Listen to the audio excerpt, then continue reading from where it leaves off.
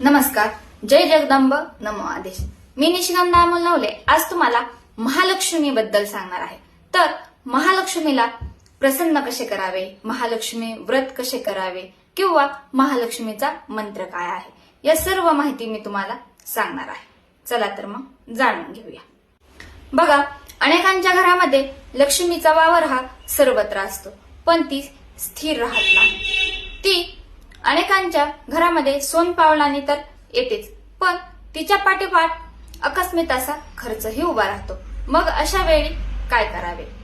तर अशा वेळेस दुर्गा सप्तशतीचे पाठ करावेत किंवा श्री महालक्ष्मीचे व्रत करावेत, जे की मार्गशीर्ष महिन्यात असतात, किंवा मग वैभवी लक्ष्मीचे व्रत करावेत, ते शुक्रवारी करतात व हे व्रत 11 किंवा 21 अशा संकेत करतात.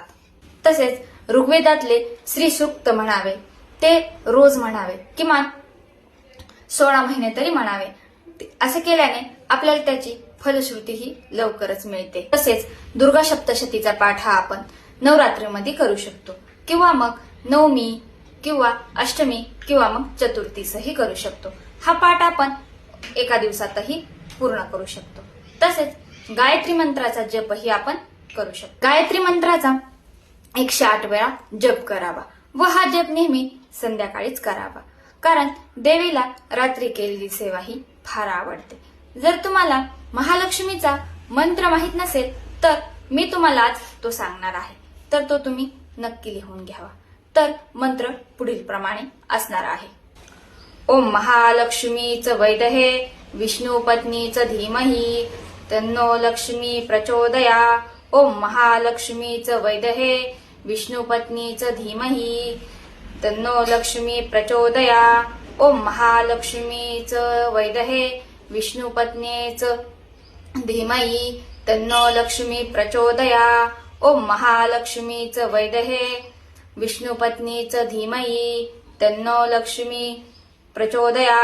ओम महालक्ष्मीच वैदहे विष्णु पत्नीच धीमहि तन्नो लक्ष्मी प्रचोदया.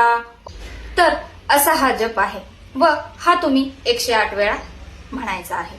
तसेच तुम्ही ओम श्रीम नम हाही जप करू शकता, पण हा जप तुम्ही कमीत कमी 1000 वेळा करावा.